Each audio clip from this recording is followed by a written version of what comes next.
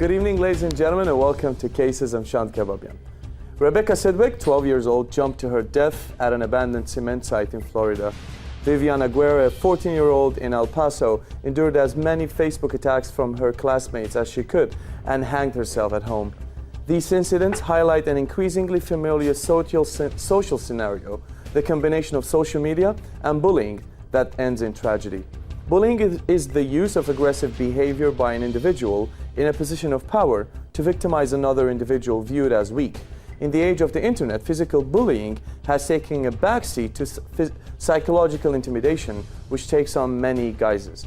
Because social network plays an increasingly larger role in the everyday lives of preteens and teens, cyberbullying has reached greater heights. In fact, close to 20% of high school students in America have admitted to being cyberbullied in the last year, according to StopBullying.gov, a website that coordinates closely with the federal partners in bullying prevention steering committee, an interagency effort led by the Department of Education.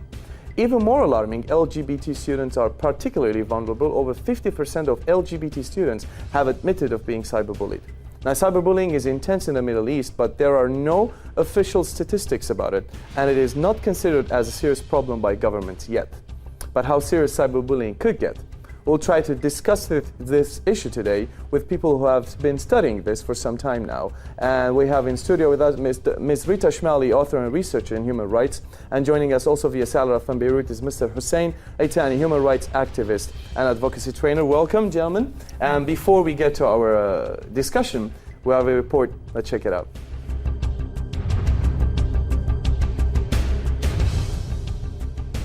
Cyberbullying is a type of bullying that occurs using electronic technology, which includes devices and equipment such as cell phones, computers, and tablets, as well as communication tools including social media sites, text messages, chat, and websites. Examples of cyberbullying include mean text messages or emails, rumors sent by email or posted on social networking sites, and embarrassing pictures, videos, websites, or fake profiles. Bullying, including cyberbullying, can have serious impacts on individuals, organizations, and communities. Cyberbullying can be detrimental to a person's mental and physical health. Victims can experience significant social isolation and feel unsafe. It can lead to emotional and physical harm, loss of self-esteem, feeling of shame and anxiety, concentration, and learning difficulties. Incidents of young people committing suicide have also occurred. In the case of a perpetrator of bullying, it can contribute to ongoing antisocial or criminal behavior and engaging in abuse in other contexts. According to the Universal Declaration of Human Rights and the International Covenant on Civil and Political Rights, everyone has the right to be respected, safe, and free from violence, harassment, and bullying. A life free from violence and from cruel, degrading, and inhumane treatment is a fundamental human right. Therefore, bullying and harassment can also lead to violations of a range of other human rights, as in work and in the fair working conditions. Bullying can lead to a higher absence from the workplace, poor or reduced performance, and an unsafe working environment. On this level, how can individuals deal with bullying, and to what extent is bullying common in the third world?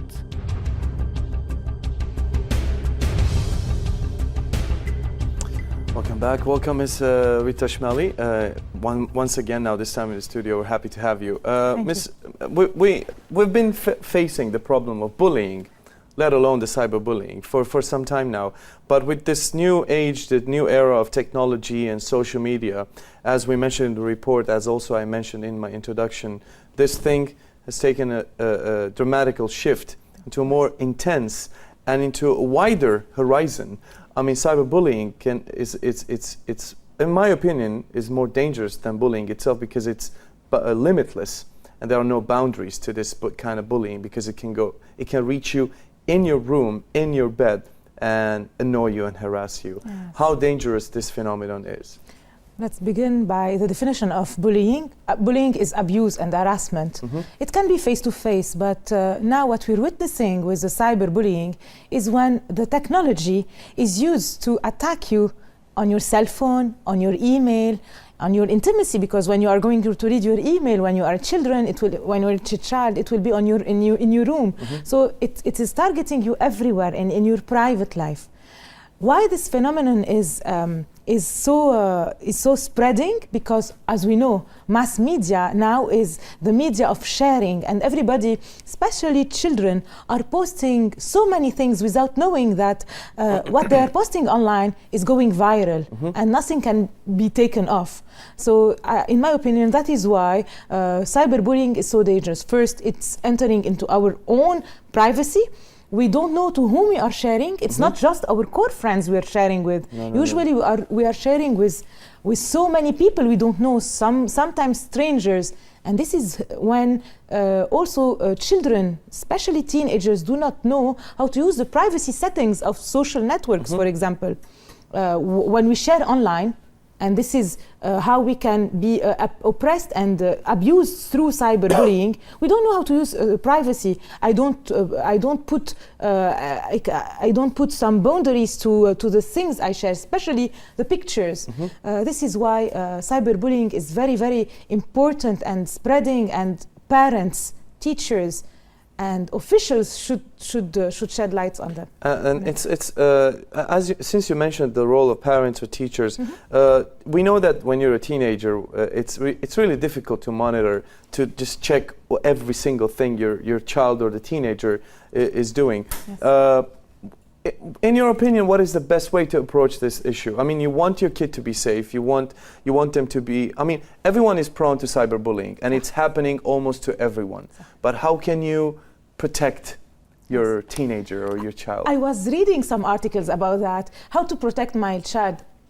It's very difficult, especially if the parents are not tech savvy. They don't know how to use the platforms, the social networks. Sometimes they're not digitally literate. So what they can do first, create clear conversation and to express and to communicate clearly with their children, to tell them and to raise their awareness. Everything you write will go viral. Everything you will post, each picture you will post will go viral. I was reading one statement of the ex-girlfriend of Mark Zuckerberg, in which, and I'm quoting the movie, The Social Network, in which she said to Mark, the internet is not written in pencil but in ink. Everything is going to stay. Exactly. Nothing can be deleted. Even though if when we post something, nothing will be deleted. So the children must know, and parents should explain to their children, everything you are going to put online, you are going to be aware that it's something that me, the parent, will see, me, the teacher, will see, and sometime me, your employer, will see. Will you accept that? This is how we can just explain to the children, pay attention to what you're putting and what you're sharing. Probably ink, not only ink on the internet, also ink on the heart and the souls and lives, because words can be more harmful. And that's the problem with cyberbullying. When you're bullied, someone will hit you and you probably hit back or not. It's a dangerous problem. But cyberbullying, it's words and ideas and could have a devastating effect. True. You are talking about what we call emotional bullying, and when we use also not just physical bullying but also phrasal bullying, when we talk about someone, the problem is especially that children and teenagers, in my researches about this subject, what I've read, that they are not also equipped to answer to things when they are bullied. They don't know what to do. They don't know what to react. Sometimes they think it's a joke and they let it pass. But when the joke is repeated and when the joke is harmful, sometimes there is big consequences on the life of the children and teenager. And as you have seen and as you have tell it in your introduction, we've seen people going to suicide. So I know. It could end in a very drastic tragedy. Allow me now to go to our guest, Hussein Itany in Beirut. Hussein, we know you've been researching and you have a special interest in this topic. But while I was trying to research this phenomenon in the Middle East, surprisingly, there was no statistic whatsoever about cyberbullying in the Middle East. There was no information whatsoever about the numbers, about any. I'm sure there were a lot of a lot of problems within societies. I'm sure there are some kids who probably, unfortunately, committed suicide, but we don't know about. What is the reason of of the lack of information when it comes to the Middle East and cyberbullying? I think, as a matter of fact, that in the Middle East we don't have such statistics because it's not on top of our priorities. We are talking about countries and people who are worried about having their mouth being fed, clothes putting on, and they're getting the right education. So actually bullying is something that is not on the top of their mind. So, and it actually, and as well, the Arabic term of bullying is very, it's not descriptive of the bullying, how much it is important, how much it is severe. So this is why it's never been tackled, the bullying world.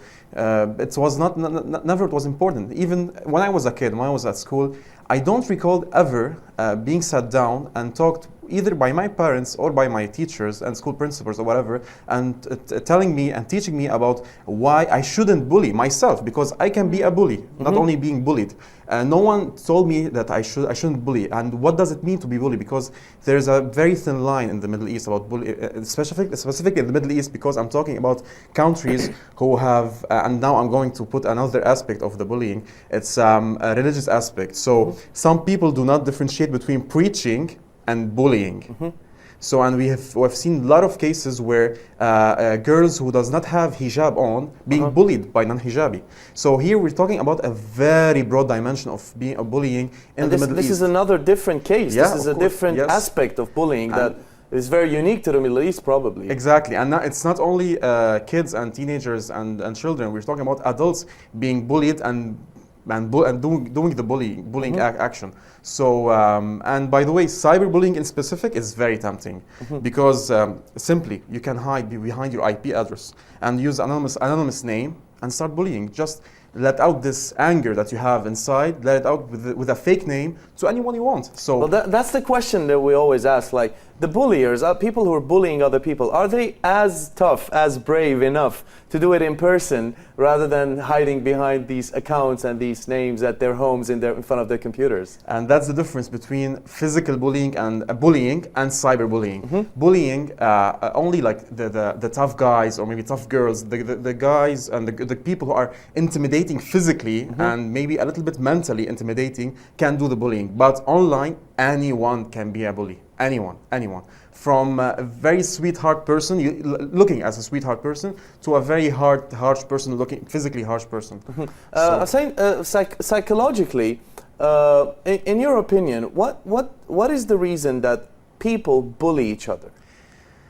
Lots of reasons, but I can name a few of them. And maybe the most important one is having recognition about themselves, like being recognized or being not accepted, but in the sense of look at me, I'm here, I exist. I want to prove myself. Basically. Attention seekers. Attention. Exactly, attention. This is the word I'm looking for. So they seek attention. So most of them seek attention. They have some sort of insecurity, and they want to mirror it in front of the others, just impose it, just give it to them. So this is why, this is one of the main reasons psychologically why people do bully. It's mainly a concern about insecurities that one person was not able to mature emotionally, wasn't able to understand what does bullying affects, how bullying affects other people. And moreover, I just want to comment on something that Rita said about having the kids being more aware about their content they're posting. The thing is that sometimes the problem that I think, I don't know if Rita shares the same concerns, sometimes the children are not aware that this is dangerous. They don't know. You tell them that you cannot post this picture. They say, oh, that's fun. I want to share it with my friends. But us as parents or future parents, we do know how much it's very harmful. So it's just putting the awareness to our children that this is harmful, being able to tell them that this is not right, and this is the most difficult task, I think, for well, speaking about the Middle East, I think this has to go before the children. It has to go to the parents, to the teachers, because I think even the parents and the teachers have to be educated when it comes to technology, when it comes to cyber crimes and specifically cyberbullying. But I would like to ask Ms. Rita, especially the point that he mentioned about kids, about letting know kids, and about the point I try to focus on, that before kids, the parents and the teachers being educated in this regard. Everybody should know that when we go online, it's voyeurism.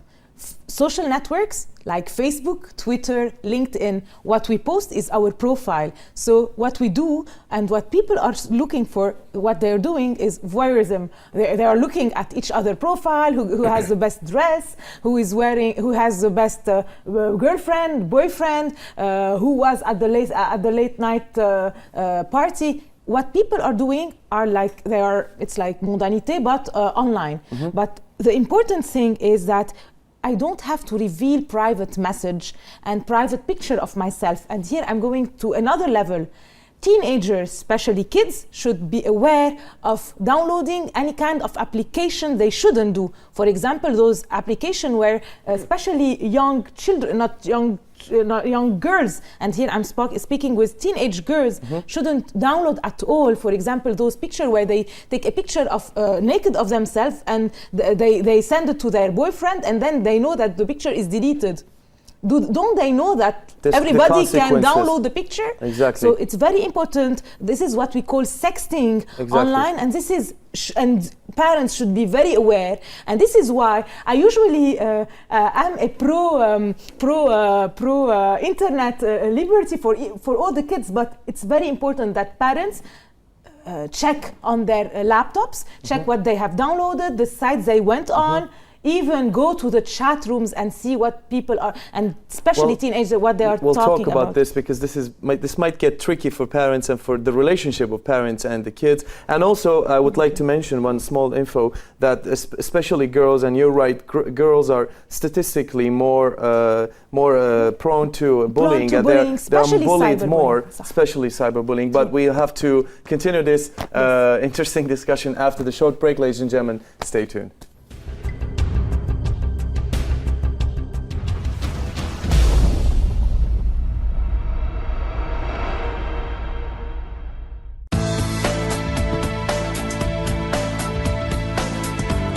In the world of business, numbers tell truth. Investors seek startups and bankers provide loans. Stocks rise and fall. Traders anticipate shipments and cargo ships unload. But we at Al-Ittijah News spin the globe to bring you your weekly dose of business news.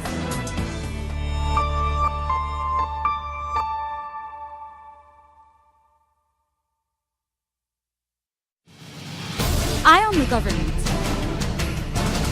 Eye on the Constitution. Eye on the system. Eye on the people and eye on the events.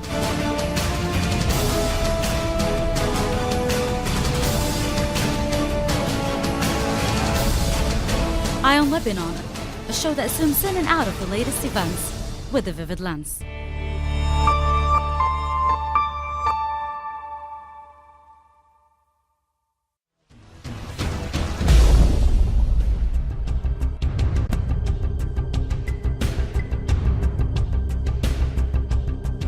Welcome back, ladies and gentlemen. During the break, Rita, you wanted to comment on something that Hussein was saying. So, yes. yeah. I wanted to go, Hussein was talking about social bullying in the Middle East.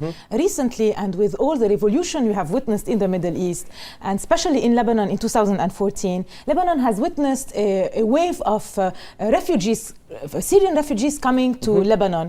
What we have witnessed in the Bekaa region, and especially Bekaa and the rural regions of Lebanon, was that, for example, in the schools, we had witnessed a lot of clash of cultures between students that are Lebanese and students that are Syrian.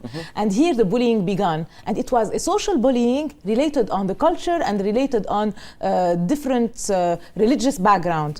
What was done was, like, we have asked NGOs and the school responsible to create out of school activities, because punishing the bullier and the one who and talking to the parents didn't might serve. even double, even make the problem worse. Voila. What we have done was like talking to NGOs, and NGOs have created and what we call not scholar activities, extracurricular activities outside of the school. Voila, outside the school, to bring together students from different cultures and backgrounds.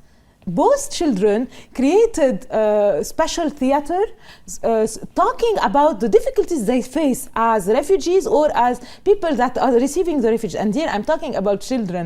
The good thing is that principals, parents, and the villagers talked about how change in perspective was created. Social bullying stopped, and it was prevented in some of one of the harshest localities in Lebanon. Because you brought the children together and tried to create this non-violent, not hostile environment. Perfect, and they the children created norms they wanted to abide by. So it wasn't the teacher or the school responsible who created the norm and said no to bullying, you shouldn't have and you shouldn't do jokes about Humsi and wherever children are coming from. They didn't like preach to the children, as Hussein said, but what they did was like asking the children to change perspective and created extracurricular activity to let just the children know each other. Face to face, and that helped a lot. And this social bullying, social bullying and mimicking of each other. Okay. Before we continue our discussion, we have a small report about statistics when it comes to cyberbullying. Let's check it out.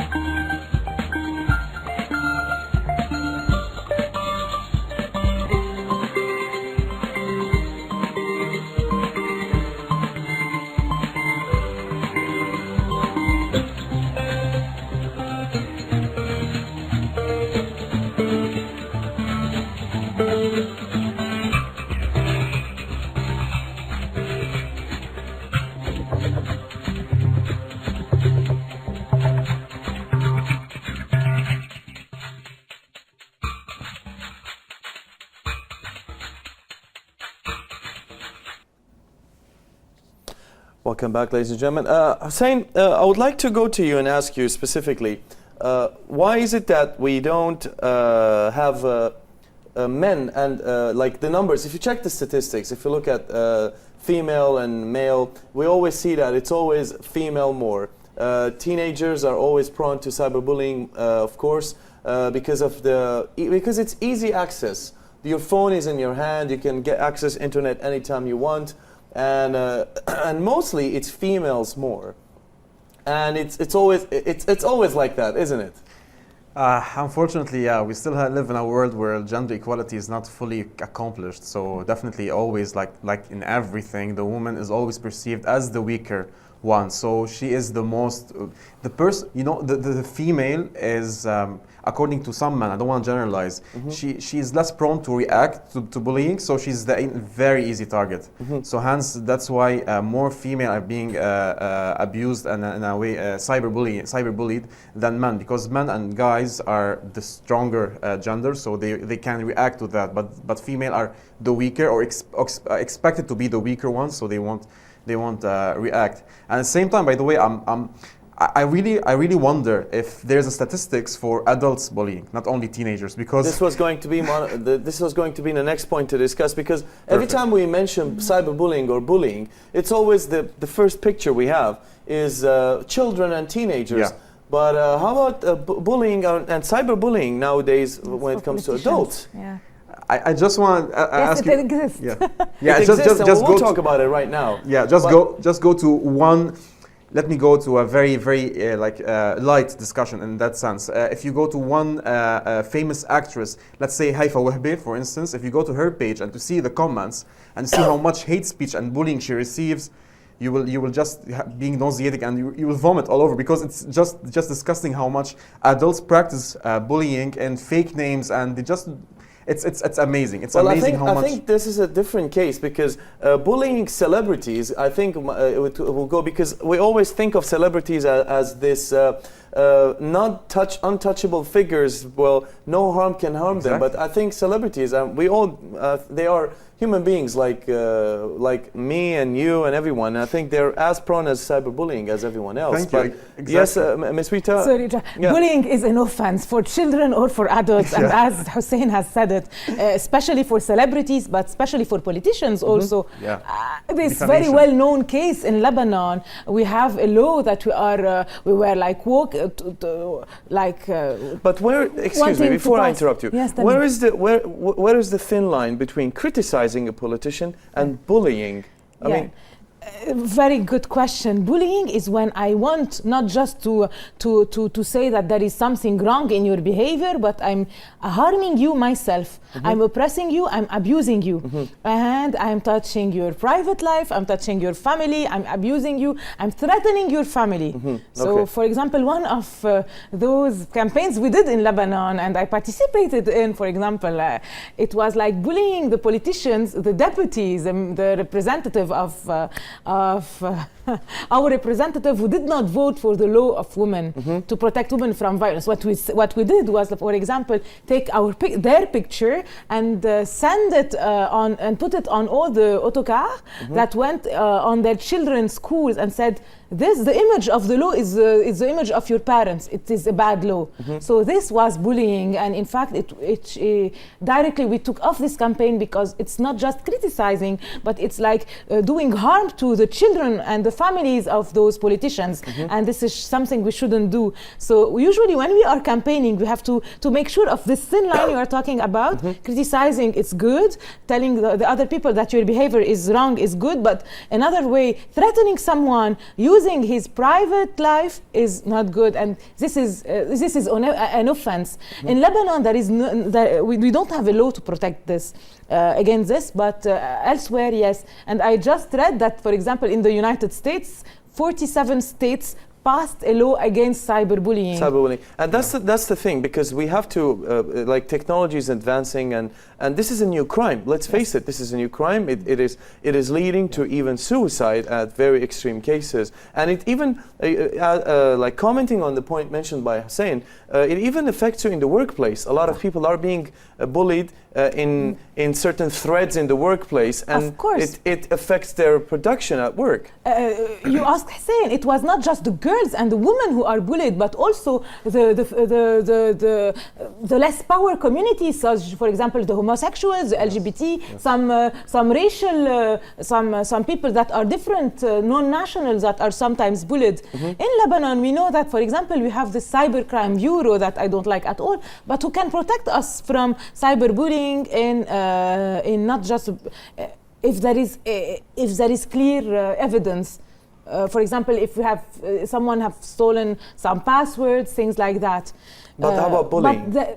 Well, let me ask you this question. They cannot protect us from bullying. What is the government role? Not in protecting, and I'm not talking about the government in Lebanon, I'm talking in general. What is the government's role in awareness, in education, in letting the people know about bullying, about its effects, about how we can fight bullying, about why we shouldn't bully people?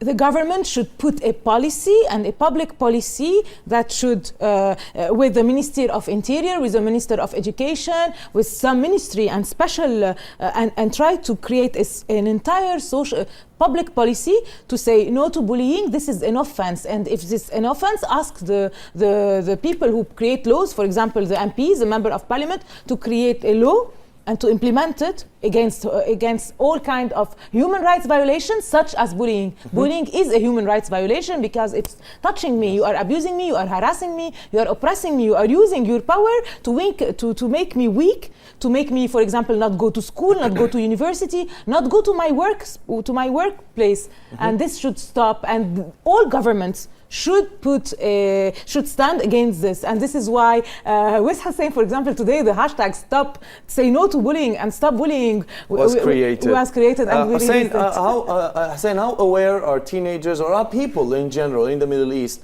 are of this phenomenon? I don't know if they ever discussed it. Like again, if I shall repeat myself, I've never been subjected to I've never been confronted with this topic ever in my life. I only heard about bullying by watching American TV shows talking about something called bullying. So I went to do the research and I discovered what is bullying. And this is a big major problem is if I discovered bullying by some TV show. Mm-hmm. So this is ridiculous. And if I may comment just one point about the government and the policies and the politician. Yeah, I think if the government back off a little bit from the activists who are criticizing the politicians and do actually policies for protecting the people against bullying, that would help us a lot actually.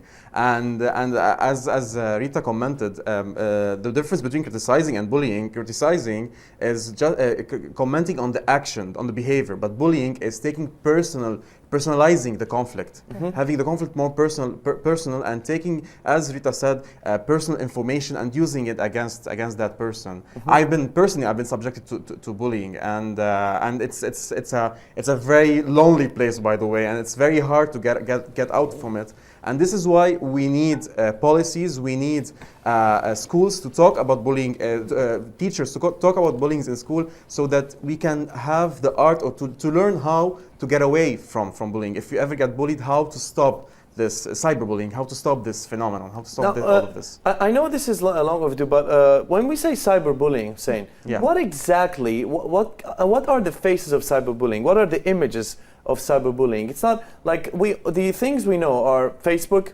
Twitter, you might get messages, you might get emails, but are there other things that might also be considered as cyberbullying? Of course, there's something like called bashboard, where there's a board, there's a blog, wherever, where all you do is to bash other people.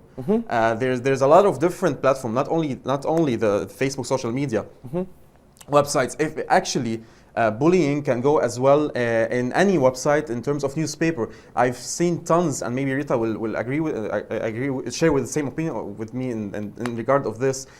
We see lots of articles in the comment section, a lot of people bullying each other. Like, oh my God, it's unbelievable. They just jump around wherever place they can express themselves anonymously or within their identity. They just want to react negatively, and this is because of the internal frustration that people they want to express the anger. They don't know how to express it except for bullying. Yeah. And actually, by the way, I think the problem is not only if you realize that your kid or someone you know is being bullied, is if someone you know is being the bully, how to react with such a person, how to make him or her realize that this is bad. This is the problem, I think. Like how to tell the bully to stop. That's it. How can we tell the bully to stop?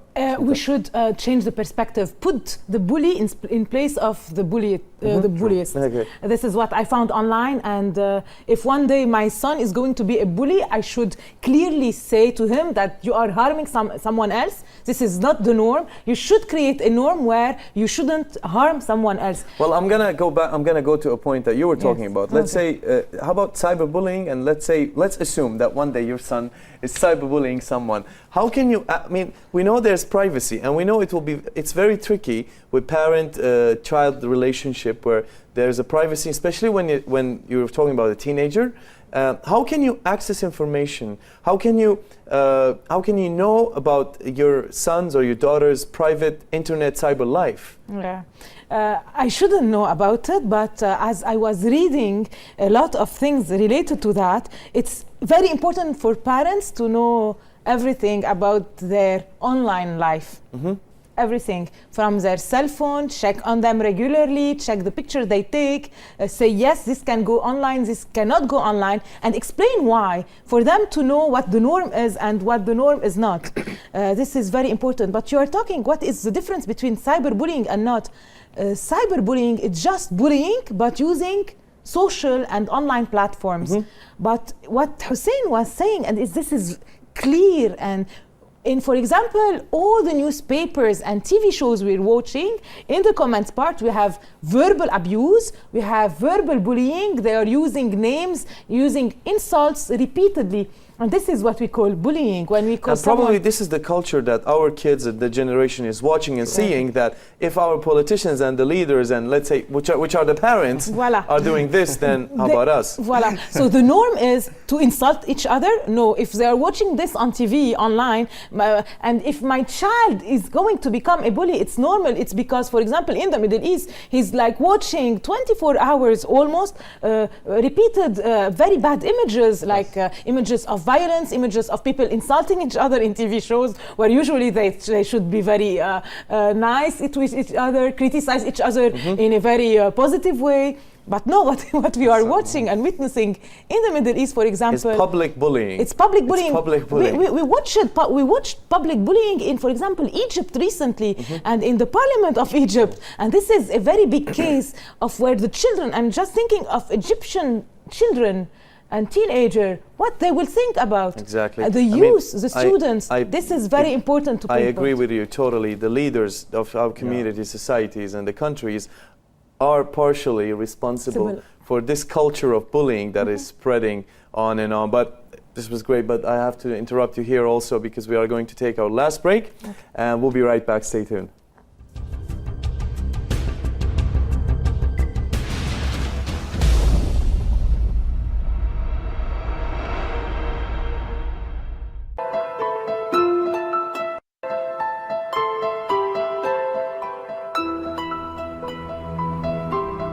Depth, clarity, substance.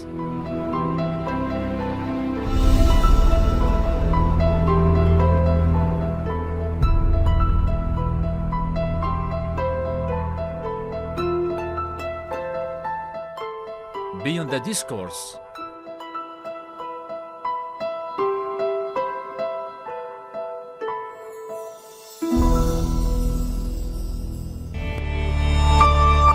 Beyond politics, beyond the shallowness of everyday politics.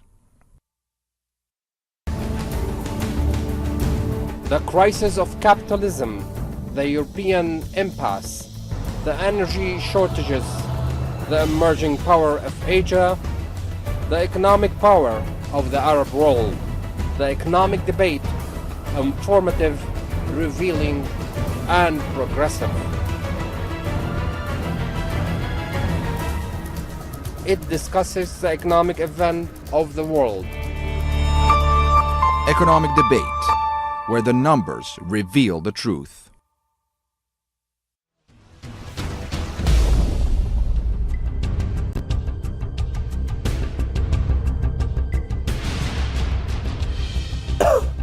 Welcome back, ladies and gentlemen. We go to our last segment, which is the bullet point segment, where we demonstrate a couple of bullet points and we take our guests' comment on them. And we're talking about bullying and harassment, which can lead also to violations of human rights. And these violations include, number one, the highest attainable standard of physical and mental health. Now, bullying can impact negatively on your physical and mental health, causing harm in the form of physical injuries, stress-related illnesses, depression, and other health issues. Ms. Rita, we're not only talking about a small thing, we're talking about something that could affect the core of a person, that could affect you psychologically, and it can maybe escalate into mental illness and probably physically someone hurting themselves. Of course. I'm afraid of suicide. People that being bullied to attain drastic consequences such as suicide. We have seen this, and this is especially as for the research we did, it's just especially touching the teenagers, sometimes celebrities too. They cannot stand the bad and the oppression they are having. How we can know children do not go to school anymore, or they are trying to stay online 24 hours, 7 days a week, checking on all the comments they are receiving. Sometimes they are so afraid, so stressed, we cannot seek their attention in any kind of other way. And this can be very harmful for them, especially if they are touched by their images. If the image of the person is spread and is violently changed or abused, this can touch them. Yes. Hussein, how much stress a person would endure? I can't even start to imagine for them to actually commit suicide. I mean, how much bullying are we talking about here? What is this thing that could lead to suicide? That's a big proof that the famous phrase or quote that sticks and bones can break my bones, but words can very much hurt. They can hurt immensely. And it's actually, the people who, let's say, the more liable for suicide by bullying are more teenager, more younger aged people. And I don't wanna generalize in that sense, but it's because they may feel or may think that once the damage is done, they can never outdone it. They can never undone it. So this is why they feel that they want to commit suicide. So they have something exposed that's it. My life is over. I can now drop that. I can die. So this is why they feel that they want to commit suicide, and that's about it. Okay. And yeah, actually, if in one point I would like really to talk about for a little bit about the difference between preaching and bullying, because this is in the Middle East is a major issue about religious bullying, if I may say. But what do you mean by preaching and bullying? Can you elaborate here for us? Yeah. Okay. Thank you. Exactly. The thing is that because in the Middle East we don't have a general culture of tolerance between different sects and different religious opinion, so we tend to intimidate each other. It can be from a simple intimidation, and you were talking about the forms of bullying. It can be as simple as I don't know if you've seen these pictures that share this picture if you really love God.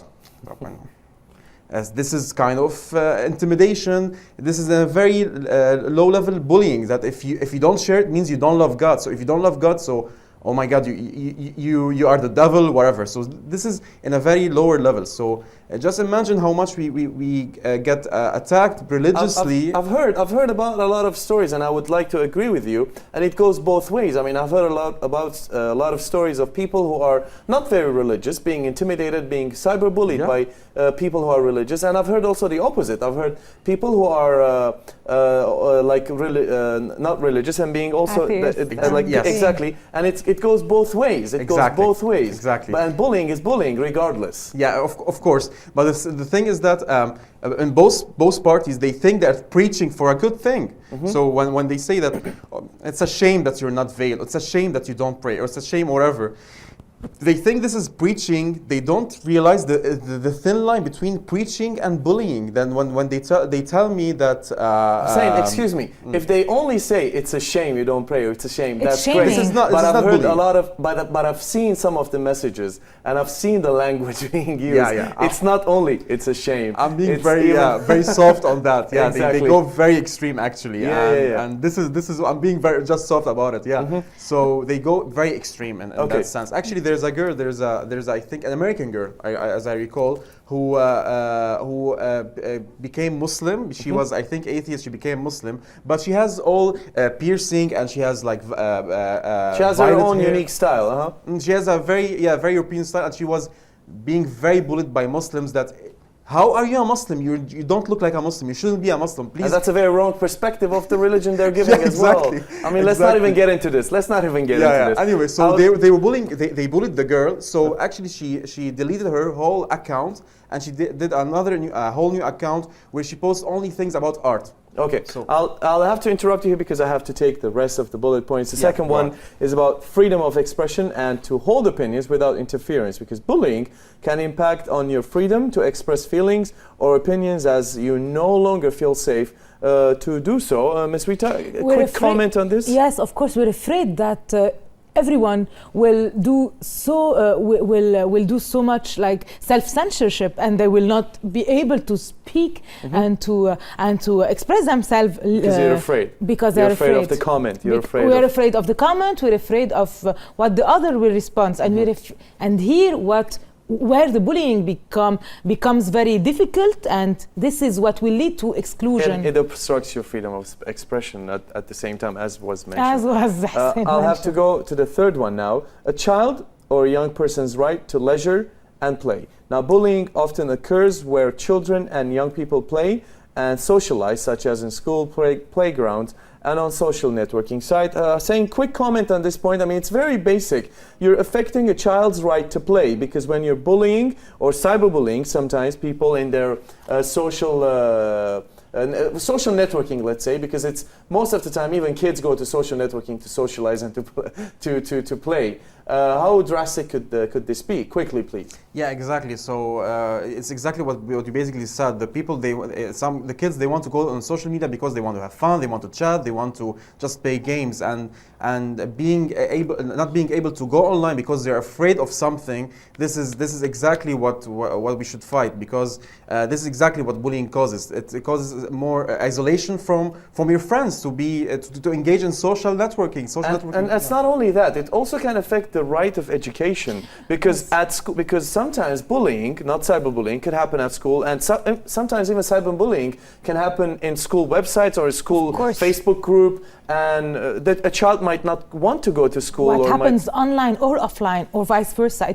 Cyberbullying is, for example, bullying can begin at school, then continue offline, or online.